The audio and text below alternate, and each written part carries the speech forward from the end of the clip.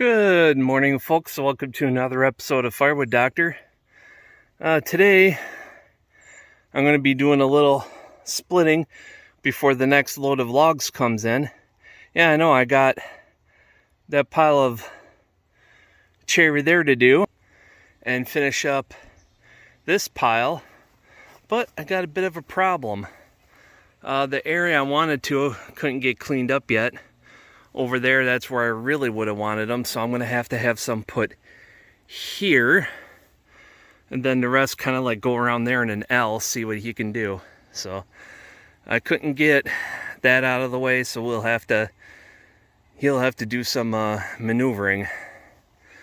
We shall see how it goes when he gets here, but until then, I'm going to do a little splitting, but I'm not sure what I did here, but I got a bunch of grease here. And this is where the Wolfe Ridge is better than the Easton made. The Zerks are out here in the open. And there's 4 of them. Easton made has 1, and it's usually, like right under the cylinder. The rod, where it mounts. I'm like, that's a stupid place. So you got 4 of them, but at least you can get at them easy enough. And the old style grease gun, I could see why people go with the M18 battery one or anything else, because that's a pain to hold that in place and tight enough to get the grease going. So the splitter's already warmed up, it's been running for a while. So I'm going to get that fired up and get splitting here until the logs get here.